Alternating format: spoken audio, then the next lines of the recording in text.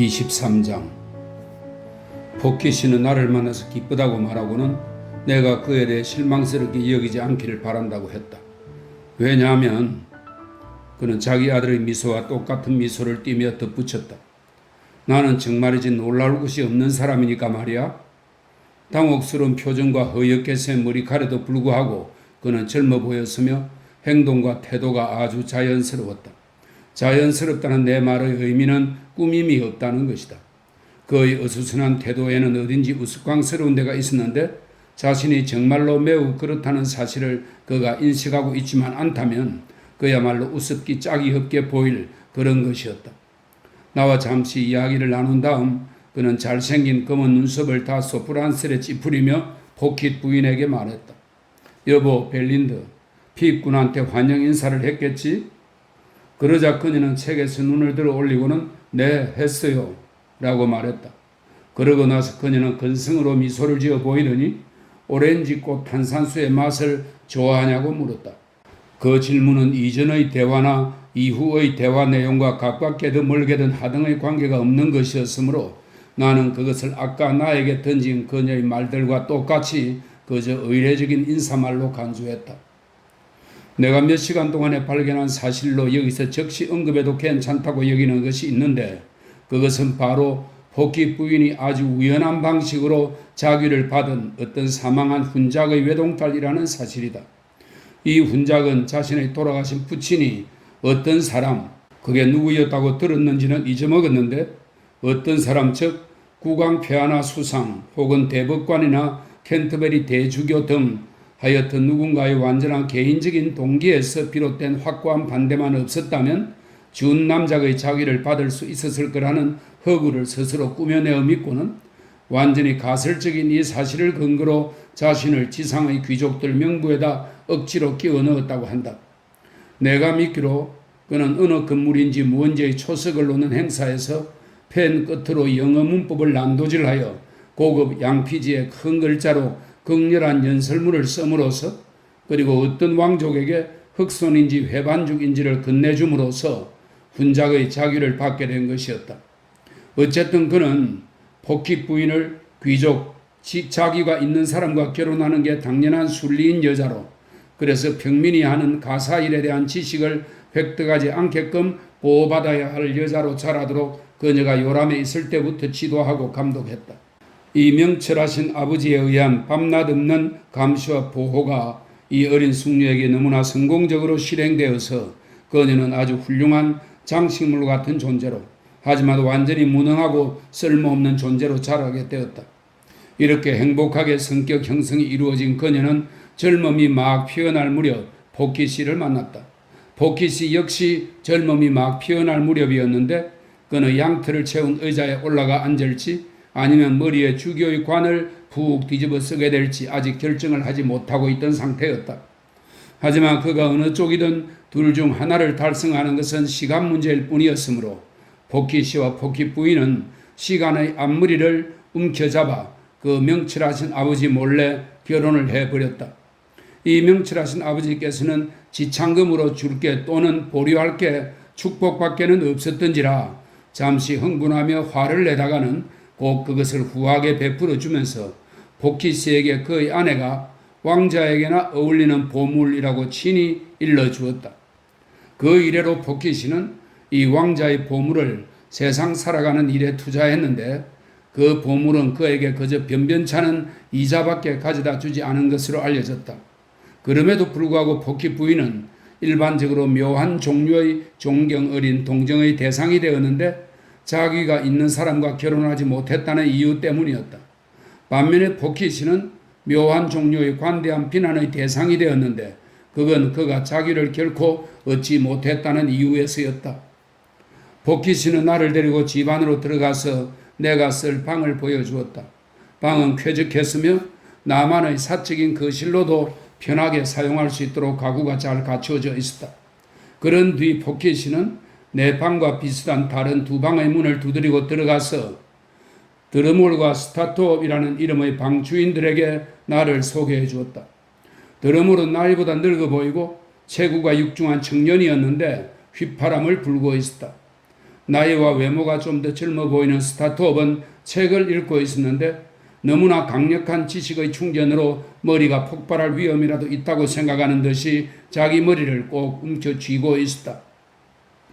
포키시 부부는 누군가 다른 사람의 수중에 놓여 있는 듯한 인상을 너무나 현저하게 풍기고 있어서 나는 이 집의 실제 소유주로 그들을 거기에 살게 해주고 있는 게 누구인지 궁금했다.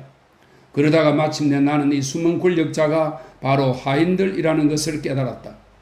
아마 수고를 든다는 면에서 그것은 살아가는 매력적인 방식일지도 모른다. 하지만 비용이 꽤 많이 들 것 같았다. 하인들은 먹고 마시는 데 있어서 고급스럽게 구는 것과 아래층에 자기네 손님을 많이 들이는 것을 자기네가 마땅히 수행해야 할 의무인 것처럼 여기고 있었다. 그들은 포키 부부에게 아주 푸짐한 식탁을 제공했다. 하지만 그 집에서 최상의 식사를 하는 장소는 단연코 부엌일 거라는 생각이 나에겐 언제나 들었다.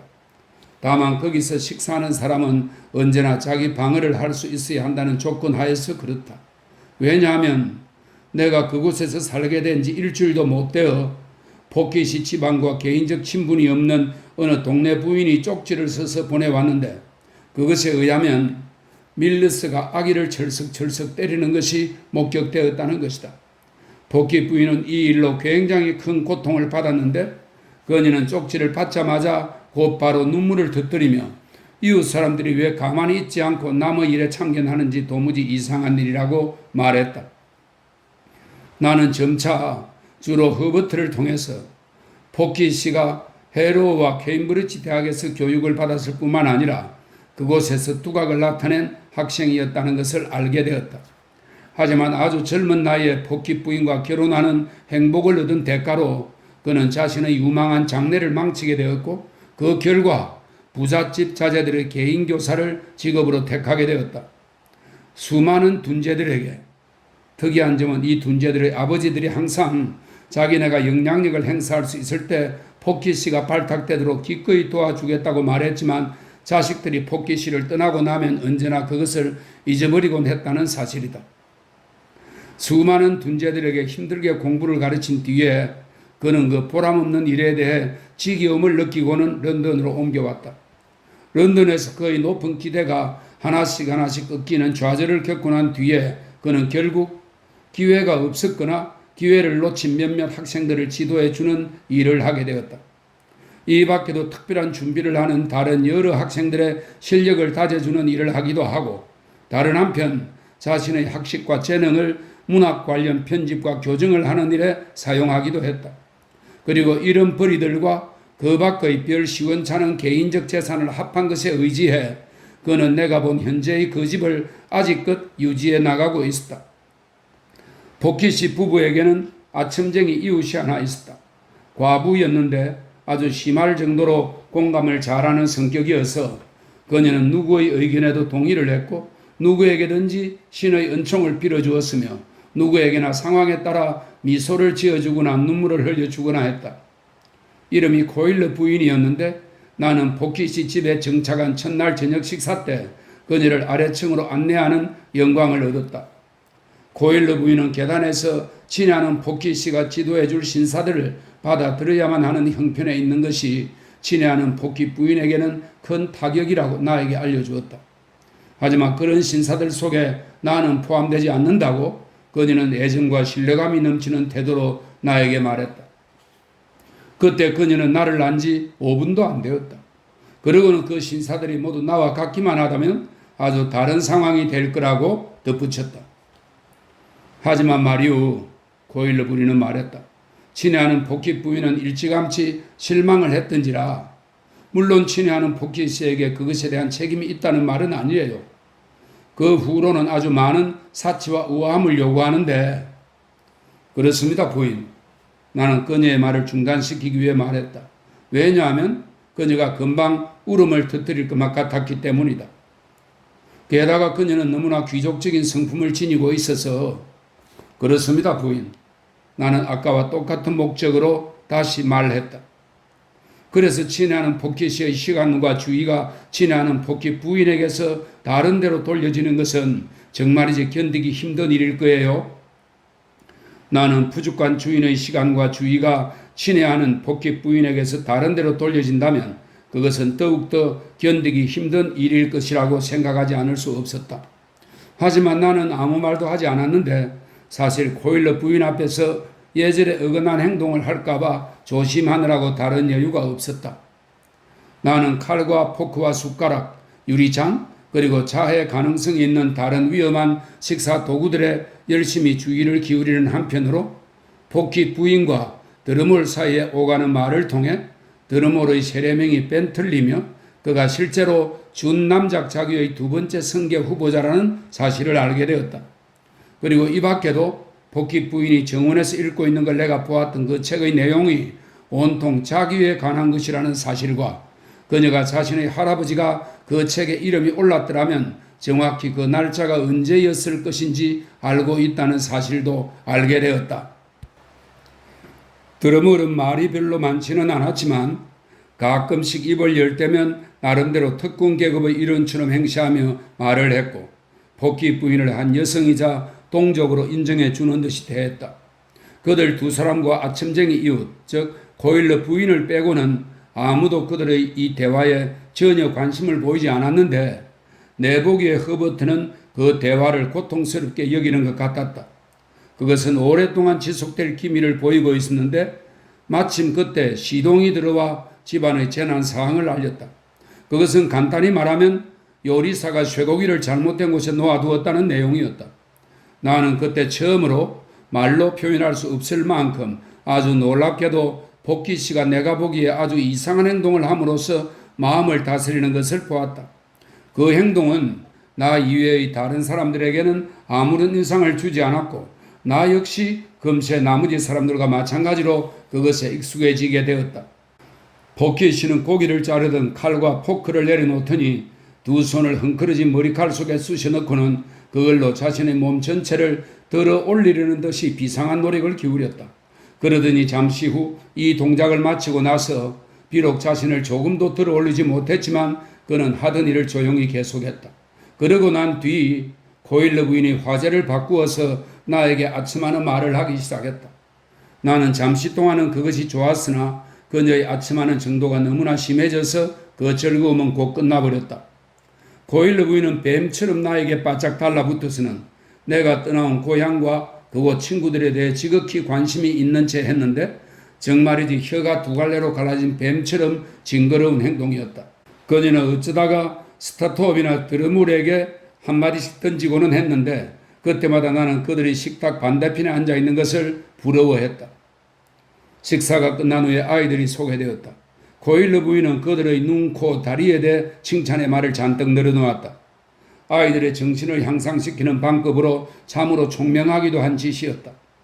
어린 여자아이가 넷이었고 어린 사내아이가 둘이었으며 이 밖에 여자아이인지 남자아이인지 분간하기 힘든 아기가 하나 있었고 그 아기 다음으로 아직 어느 쪽도 아닌 아기가 하나 더 뱃속에 있다고 들었다. 아이들은 플롭슨과 밀러스에게 이끌려서 방으로 들어왔는데 마치 그들이 두 명의 하사관처럼 어딘가에 가서 아이들을 징집하고 다니다가 마침내 이 아이들을 선발하여 데리고 온 것 같은 인상이었다. 아이들이 소개되는 동안 복희 부인은 귀족이 되었어야 할 이 어린 아이들을 빤히 바라보았다. 그러나 마치 이전에 그들을 사유라는 기쁨을 누린 적이 있다는 생각이 들긴 하지만 그 순간 그들을 어떻게 분간해야 할지 전혀 모르겠다는 듯한 표정이었다. 자, 마님, 포크를 저한테 주시고 아기를 받으세요. 블롭슨이 말했다. 아기를 그렇게 받지 마세요. 그랬다간 아기 머리가 식탁 밑으로 들어가게 돼요. 이렇게 충고를 받고 복희 부인은 아기를 다른 방식으로 받아서 아기 머리가 식탁 위로 오게 했는데 그 사실은 엄청나게 세게 부딪히는 소리를 통해 그 자리에 있는 모든 사람들에게 확실히 알려졌다. 아이고 저런 아기를 저한테 다시 주세요 마님. 블롭슨이 또 말했다. 그리고 제인 아가씨 이리 와서 아기 좀 얼러주어요. 어서. 아직 작은 꼬마에 불구하지만 일찍부터 다른 아이들을 돌봐주는 일을 떠맡게 된 듯이 보이는 어린 여자아이 하나가 내 옆자리에서 일어나더니 앞으로 나가 아기 앞을 왔다 갔다 하며 춤을 추었다. 아기는 조금 후 울음을 거치고 웃기 시작했고 그러자 다른 아이들도 모두 웃었다. 그리고 그동안 두 번이나 머리카락을 잡아당겨 자신을 들어 올리려고 노력했던 복희 씨도 웃었고 우리도 모두 따라 웃으며 즐거운 기분이 되었다. 그런데 플롭서는 아기를 마치 네덜란드 인형처럼 관절 부분을 접어서 복희 부인의 무릎에다 안전하게 앉혀놓은 다음 호두과는 도구를 아기에게 가지고 놀라고 지어주었다. 그러면서 복희 부인에게 그 도구의 양 손잡이가 아기의 눈과 조화롭지 못할 가능성이 크다는 점을 주의하라고 충고하는 한편 제인 양에게도 잘 살피라고 날카롭게 지시했다. 그런 뒤 두 보모는 방에서 나가더니 계단에서 한 시동과 생생한 난투극을 한판 벌였다. 식사 시중을 들었던 그 시동은 방탕에 빠져 도박판에서 자기 제복 단추의 절반을 잃은 게 분명했다. 나는 그 마음이 매우 불안해졌다. 복희 부인이 설탕과 포도주에 담근 얇은 오렌지 조각을 먹으면서 두 개의 준남작 자기에 관해 드러물과 토론하는 데 빠져 그녀의 무릎 위에 있는 아기를 완전히 잊고 있었기 때문이다. 그런 사이 아기는 호두과는 도구로 정말 무시무시한 행위를 마구 해대고 있었다. 마침내 꼬마 제인이 아기의 어린 머리통이 위험한 지경에 있다는 것을 알아차리고 가만히 자기 자리를 떠나 여러 가지 작은 술책으로 아기를 구슬려서 그 위험천만한 무기를 빼앗았다. 그런데 그 같은 순간 복희 부인이 오렌지를 막 다 먹고는 이것을 보더니 제인을 책망하며 말했다. 이 버릇없는 아이야, 이게 무슨 짓이니? 당장 너희 자리로 가서 앉거라. 아니에요, 엄마. 어린 소녀는 혀짧은 소리로 말했다. 아기가 자기 눈을 파낼 뻔했어요. 아니, 감히 이게 무슨 말 버르장머리니? 복희 부인은 쏘아붙였다. 당장 너희 의자로 가서 앉지 못해? 복희 부인의 위험은 너무나 단호하고 압도적이어서 나는 내가 뭘 잘못해서 그렇게 되기라도 한 것처럼 몹시 당혹스러웠다. 벨린드, 식탁의 다른 끝에서 복희 씨가 항의하며 말했다. 당신은 어떻게 그리 비이성적일 수 있어? 제인은 아기를 보호하려고 그랬던 것뿐인데. 나는 누구도 내 일에 간섭하는 걸 용납할 수 없어요. 복희 부인은 말했다. 매슈, 당신이 나로 하여금 간섭의 모욕을 당하라고 하다니 참 놀랍군요. 하나님 앞서사. 복희 씨는 참담한 절망의 표정을 지으면서 외쳤다. 아기들이 호두처럼 으깨져서 무덤에 갈 지경인데 아무도 구해주지 말아야 한다는 거요? 나는 제인의 간섭을 받고 싶지 않단 말이에요. 복희 부인은 그 죄 없는 꼬마 범죄자에게 위험에 찬 시선을 던지며 말했다. 나는 돌아가신 우리 할아버지의 신분을 잊지 않고 있다고 생각해요. 그런데 감히 제인이 정말이지. 복희 씨는 다시 두 손을 머리카락 속으로 쑤셔 넣었다. 그리고 이번에는 정말로 자기 의자에서 자신을 몇 인치 정도 들어 올렸다. 아, 좀 들어보세요. 그는 하늘에 대고 호소하듯이 절망스럽게 외쳤다. 돌아가신 할아버지 신분 때문에 아기들이 호두처럼 으깨져서 죽어도 좋답니다. 그런 다음 그는 다시 자리에 앉았다. 그러곤 이내 조용해졌다. 이런 일이 진행되는 동안 우리는 모두 어색하게 식탁보만 바라보고 있었다. 잠시 침묵이 이어졌는데 아무것에도 아랑곳하지 않는 정직한 아기는 그동안 꼬마 제인을 향해 벌쩍 뛰고 까르르 웃으며 일련의 재롱을 피웠다. 내가 보기에 제인은 가족 가운데 하인을 제외하고는 아기가 얼굴을 확실하게 알고 있는 유일한 사람인 듯 했다. 드러멀씨, 복희 부인이 말했다. 종을 울려 플롭선을 좀 불러주겠어요? 그리고 예의 없는 아이 제인, 넌 가서 자거라. 사랑스러운 우리 아기는 자. 엄마한테 가자꾸나? 아기는 나름대로 지조 있는 존재였는지라 온 힘을 다해 저항하기 시작했다. 아기는 복희 부인의 발름으로 몸을 완전히 뒤집어 젖혀 보드라운 얼굴 대신에 털실로 짠 신발과 포동포동한 살이 보조개처럼 접힌 두 발목을 사람들에게 내보이는 등 더없이 격렬한 반란 상태를 보이며 끌려나갔다. 아기는 결국 목적한 발을 쟁취하고 말았다. 몇 분 지나지 않아 꼬마 제인이 아기를 돌보고 있는 모습이 창문으로 보였다. 우연히도 나머지 5 아이들은 저녁 식탁에 그대로 남아있었다. 그들을 돌보는 일을 맡은 사람이 플롭슨밖에 없었는데 그녀에게 무언가 개인적인 볼일이 생겼기 때문이다. 그 결과 나는 그들과 복희 씨 사이의 상호관계를 좀 알게 되었는데 그것은 다음과 같은 방식으로 예정되어 나타났다. 복희 씨는 헝클어진 머리에다 평소의 당혹스러운 표정이 한층 심한 얼굴로 몇 분 동안 아이들을 바라보았다. 마치 어떻게 해서 그들이 이 집에 와서 먹고 마시며 거주하게 되었는지, 그리고 왜 그들이 자연의 여신에 의해 누군가 다른 사람의 집에 숙소를 할당받지 못했는지 등을 도무지 이해할 수 없다는 듯한 표정이었다. 그러다가 서먹서먹하고 선교사 같은 방식으로 그들에게 몇 가지 질문을 했다.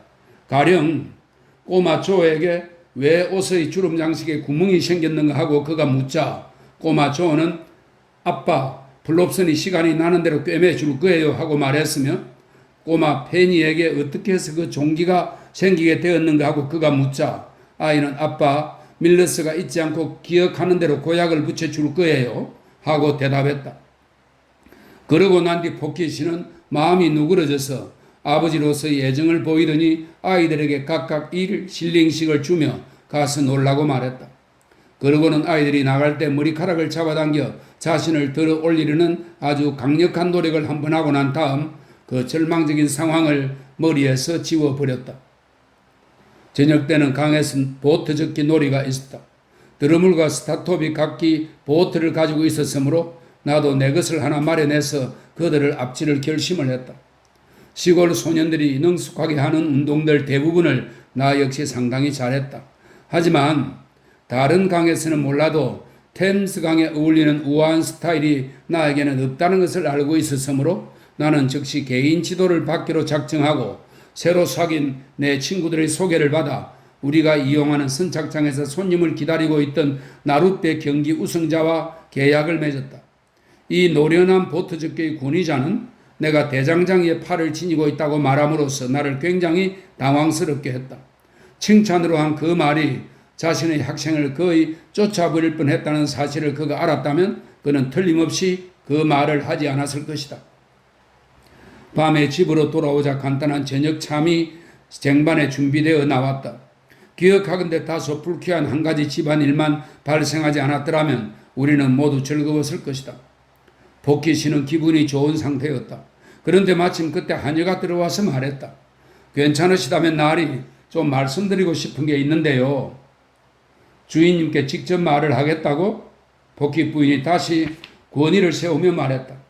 어떻게 감히 그런 생각을 할 수 있단 말이냐. 블롭슨에게 가서 이야기하거라. 아니면 나한테 이야기하든지. 이따가 다른 시간에 말이야. 용서해 주십시오 마님. 하녀는 대답했다.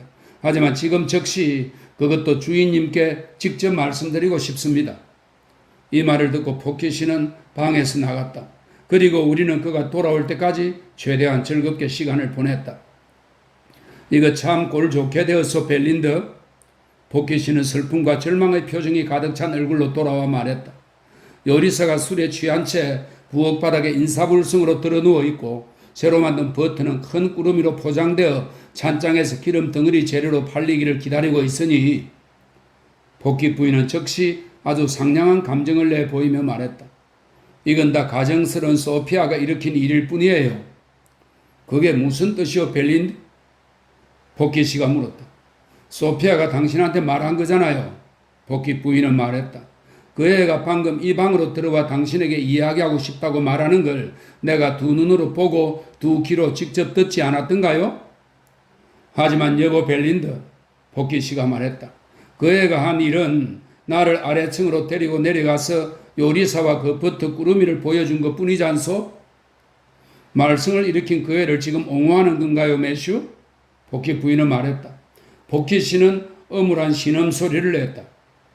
할아버지의 손녀인 내가 이 집에서 아무것도 아닌 존재라 말인가요? 복희 부인은 말했다. 게다가 요리사는 언제나 아주 훌륭하고 공손하게 구는 여자였어요. 특히 일자리를 구하러 여기 왔을 때 그녀는 아주 자연스러운 태도로 말했어요. 내가 타고난 공작 부인처럼 느껴진다고 말이에요. 복희 씨가 서 있는 자리에는 마침 소파가 하나 있었는데 그는 그 위에 죽어가는 금투사와 같은 자세로 덜썩 쓰러지듯 주저앉았다. 잠시 후 그는 여전히 그 자세로 잘 가게 피입군 하고 힘없는 목소리로 말했다. 나는 그를 떠나서 내 침실로 가는 것이 바람직하다고 생각했다. 24장 2, 3일 후 내가 새로운 거처에 적응하여 안정을 찾고 또 여러 차례 런던을 오가며 필요한 모든 물건을 제거스가 정해준 상인들에게 주문하고 난 뒤 복희 씨와 나는 함께 긴 대화의 시간을 가졌다. 그는 예정된 나의 장래에 대해 내가 알고 있는 것보다 더 많이 알고 있었다. 그는 내가 어떤 직업도 갖지 않도록 예정되어 있으며 또 내가 부유한 상황에 있는 보통 젊은이들과 함께 뒤처지지 않고 어울릴 수 있다면 내 운명에 맞는 충분히 훌륭한 교육을 받아야 한다고 제거스 씨한테 들었다고 말했다. 물론 나는 그것과 다르게 알고 있는 것이 아무것도 없었으므로 그 말을 그대로 받아들였다. 그는 내게 필요한 단순한 기본 지식의 습득을 위해서는 런던의 이런저런 장소들을 다니라고 추천하면서 그 자신에게는 내 모든 공부에 대한 설명과 지도의 역할을 맡기라고 권했다. 그는 내가 도움만 현명하게 잘 받으면 낙담하게 될 경우가 별로 없이 잘해 나갈 수 있을 것이며 그러면 금세 그의 도움 이외에는 다른 도움이 전혀 필요하지 않게 될 것으로 기대한다고 말했다. 이런 식으로 비슷한 취지의 여러 가지 많은 이야기들을 해줌으로써 그는 경탄할 만큼 훌륭하게 나와 신뢰 깊은 관계를 형성해 나갔다. 그리고 이 자리에서 즉시 말하고 싶은데 그는 나와 맺은 약속을 이행함에 있어서 언제나 참으로 열성적이고 존경스러운 모습을 보여서 나로 하여금 그와 맺은 약속을 이행하는 데 똑같이 열성적이고 존경스러운 모습을 보이도록 만들었다. 만약 그가 선생으로서 시큰둥한 태도를 보였다면 의심할 여지 없이 나도 학생으로서 똑같은 태도로 그에게 반응했을 것이다. 그는 나에게 그런 변명의 여지를 주지 않았고 그래서 우리는 각자 상대방에게 합당하게 행동했다. 또한 나는 선생으로서 나와 교류하는 그에게 우스꽝스러운 점, 진지하고 정직함이 훌륭한 것이 아닌 다른 점이 있다고 생각한 적이 결코 없었다. 이러한 사항들이 결정되고 또 내가 열심히 공부하기 시작할 만큼 상당히 많이 실행되었을 때 나에게 문득 한 생각이 떠올랐다. 만약 내가 바너드 여관의 내 침실을 계속 보유한다면 내 생활에 기분 좋은 변화가 포함될 것인 동시에 내 예절도 허버트와의 교제를 통해 나빠질 게 전혀 없을 거라는 생각이었다. 복희 씨는 이 구상에 반대하지는 않았지만 그런 쪽으로 어떤 조치를 취하기 전에 반드시 내 후견인에게 이야기를 해야만 한다고 주장했다.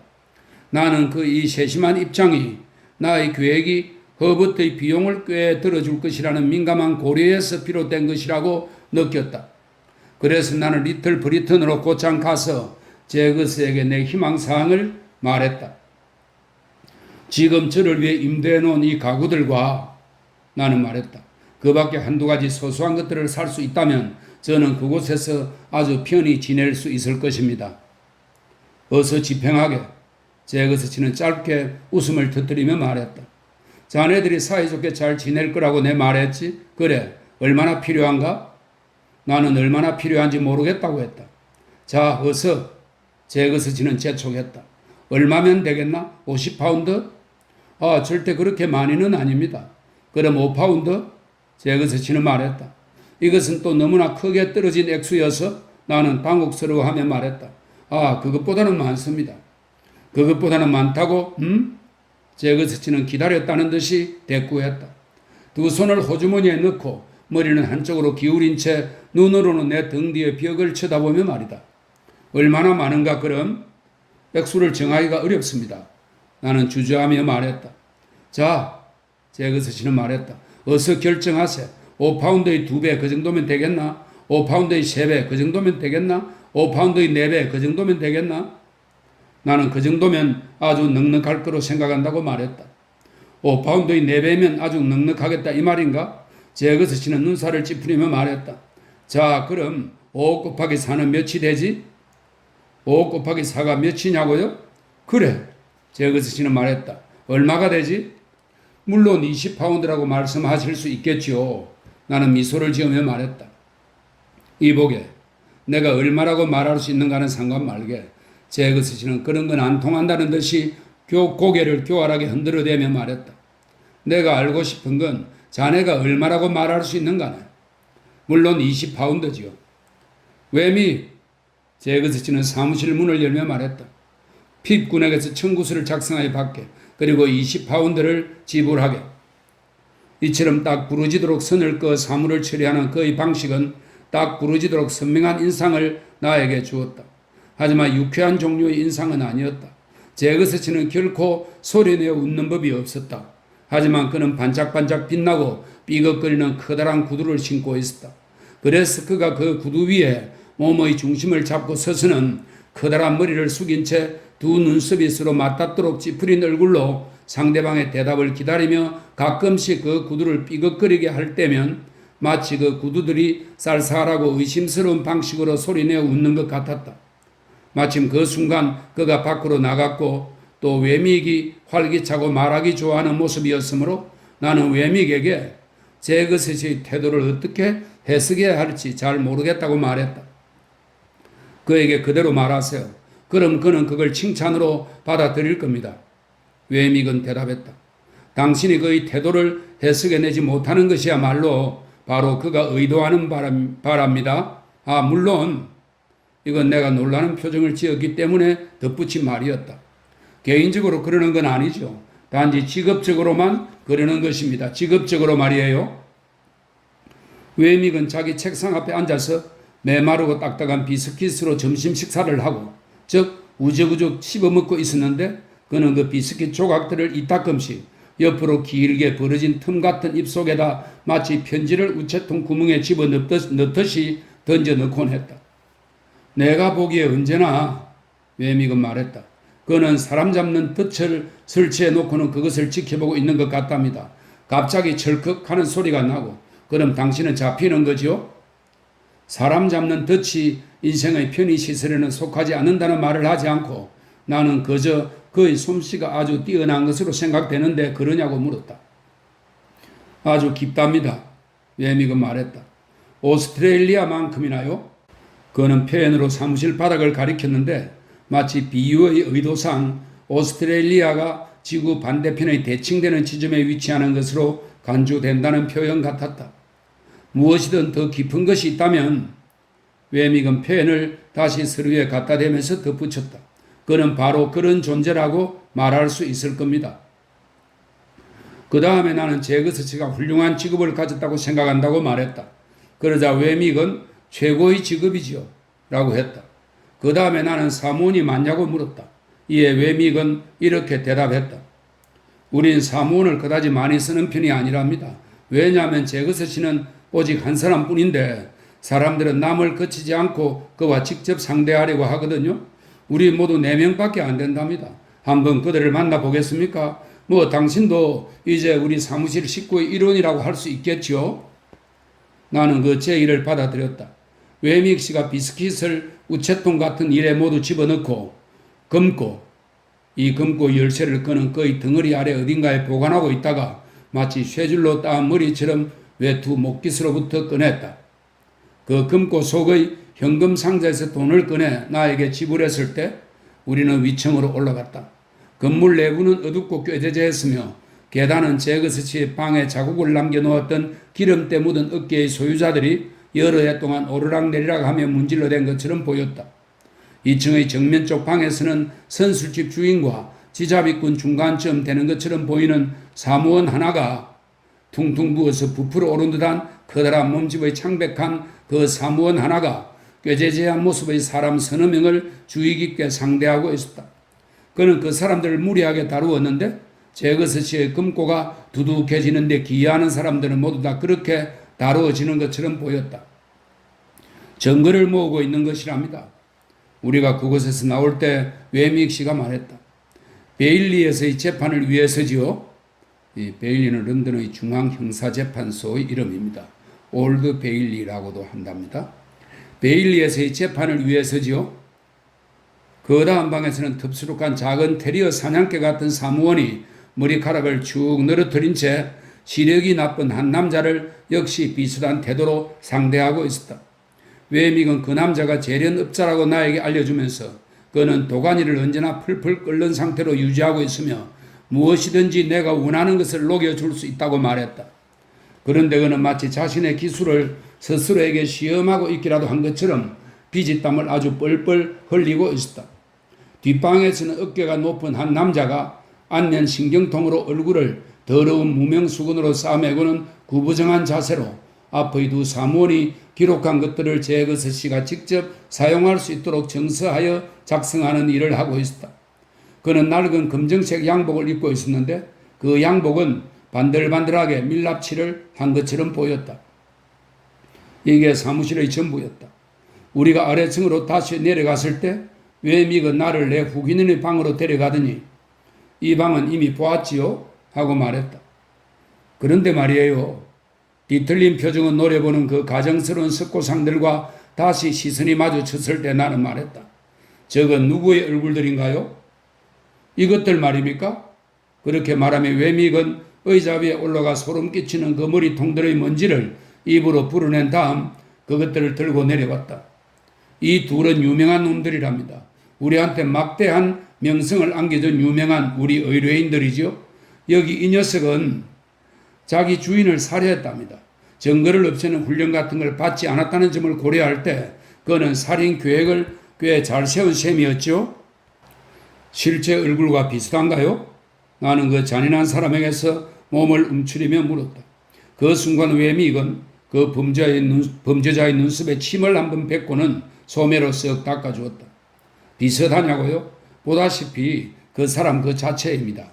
이 석고상은 뉴게이트 감옥에서 그가 교수행을 당한 직후 만들어진 것이랍니다. 네 놈은 나를 특별히 좋아했지 안 그래? 이 교활한 제주꾼 녀석아. 외미건 말했다. 그러곤 애정 담긴 이 호칭에 대한 설명으로 유골단지가 있는 무덤 앞에 여인과 수양버들이 있는 그림이 새겨진 자신의 브로치를 만지며 그는 이걸 나를 위해 특별히 만들어 주었답니다. 라고 말했다. 그 숙녀는 어떤 특별한 사람인가요? 나는 말했다. 아닙니다. 외미건 대답했다. 그저 그가 즐겨 찾던 장녀일 뿐입니다. 넌 그 여자를 꽤 좋아했지 안 그래? 핍시. 이 사건의 숙녀 같은 건 콧들만치도 관련되지 않았답니다. 그저 한 여자가 있을 뿐인데 그녀는 이렇게 날씬하고 숙녀 같은 종류의 여자가 아니었고 또 이렇게 유골단지를 돌보는 모습을 보여줄 만한 여자가 전혀 아니었답니다. 그 안에 무언가 마실 것이 있을 때는 빼고 말입니다. 이렇게 그의 브로치에 주의력이 쏠리자 그는 석고상을 내려놓고는 브로치를 손수건으로 열심히 닦기 시작했다. 저 다른 사람도 똑같은 최후를 맞았나요? 나는 물었다. 똑같은 표정을 하고 있는데요. 맞아요. 외미건 말했다. 진짜 실물 그대로의 표정이죠. 콧구멍 한쪽이 영락없이 말총과 작은 낚시바늘에 걸린 것 같죠? 네, 그래요. 그도 똑같은 최후를 맞았어요. 여기서는 아주 자연스러운 이름에 틀림없지요. 그는 유언장을 위조했답니다. 이 친구는 정말 그랬죠. 자기가 위조한 유언장의 실제 유언자까지 살해했을 가능성도 크지만 말이에요. 하지만 네 놈은 신사 같은 멋쟁이였지. 외믹 씨는 다시 정기운 호칭으로 부르며 말했다. 그리고 너는 그리스를 쓸 줄 안다고 말하기도 했지. 허풍쟁이 같으니라고. 세상에 너 같은 거짓말쟁이는 없을 거다.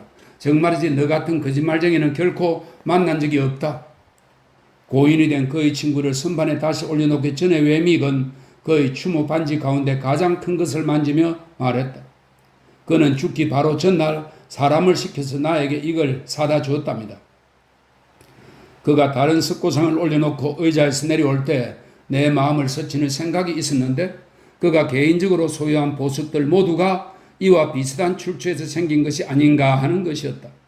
그가 그 문제에 대해 아무런 주저함도 보이지 않았으므로 나는 그가 내 앞에 서서 손에 묻은 먼지를 털고 있을 때 신뢰를 무릅쓰고 과연 그러한지 그에게 한번 물어보았다. 그렇습니다. 그는 대답했다. 이것들은 모두 그런 종류의 선물들이랍니다. 보다시피 하나가 생기면 그걸로 인해 다른 것들이 생기고 그런 식이죠. 나는 항상 그것들을 마다하지 않고 받는답니다. 그것들은 골동품 같은 것들이거든요. 그리고 재산이기도 하고요.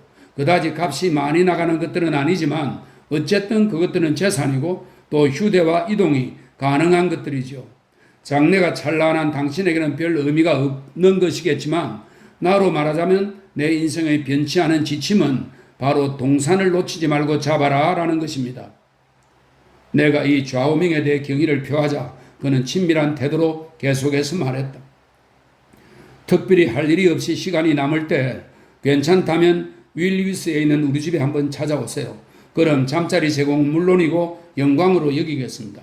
보여줄 게 많지는 않지만 내가 가지고 있는 한두 가지 골동품들은 한번 살펴보고 싶을 만할 것입니다. 그리고 내가 아끼는 작은 정원과 정자도 있습니다. 나는 그의 호의를 기쁜 마음으로 받아들이겠다고 말했다. 고맙습니다. 그는 말했다. 그럼 당신한테 편리한 때 그렇게 해주시는 것으로 알고 있겠습니다. 그런데 제 것이 집에서 식사를 한 적이 있나요? 아직 없는데요? 글쎄요. 웨믹은 말했다. 그는 아마 당신에게 포도주를 대접할 겁니다. 좋은 포도주를요. 나는 펀치를 대접하겠습니다. 그리 나쁘지 않은 펀치를요. 그런데 한 가지 미리 말해주지요. 제 것이 집에 식사를 갈 때 그의 가정부를 잘 보세요. 무언가 아주 특이한 것을 보게 되나요? 글쎄요. 웨믹은 말했다.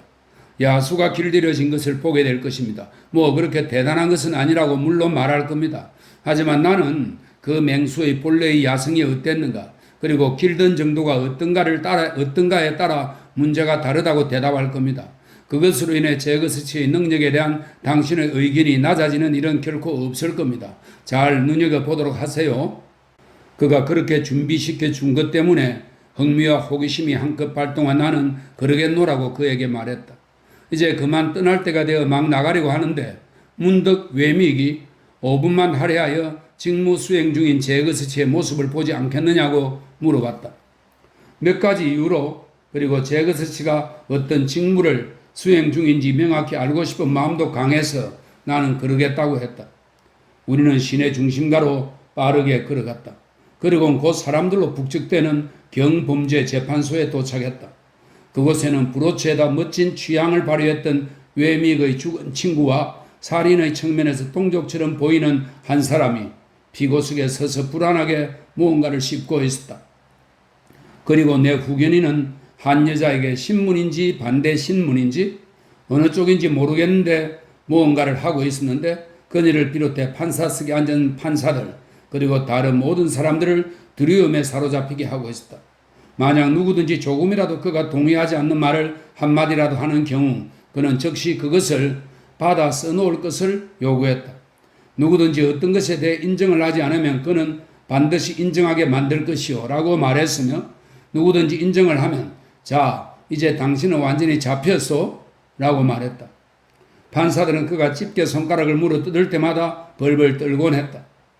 도둑들과 도둑을 잡은 형사들 모두 두려움 섞인 얼굴로 넋을 잃고 그의 말에 귀를 기울였으며 그의 눈썹에 난 털 한 오락이라도 그들 쪽으로 돌려지면 몸을 움츠렸다. 나는 그가 어느 쪽 편에 서서 변호하는 것인지 알 수 없었다. 왜냐하면 그는 법정 전체를 맷돌로 갈아대고 있는 것처럼 보였기 때문이다. 하지만 발끝으로 살금살금 걸어서 법정을 나올 때 나는 그가 판사석 편이 아니라는 것만은 알 수 있었다. 왜냐하면 그는 영국의 법과 정의를 대변하는 사람으로서 판사석에 앉아 그 나라의 법정을 주재하는 늙은 신사의 행동을 맹렬하게 비난함으로써 그 늙은 판사 나리의 두 다리가 판사석 테이블 아래서 심한 경련을 일으키며 떨도록 만들었기 때문이다.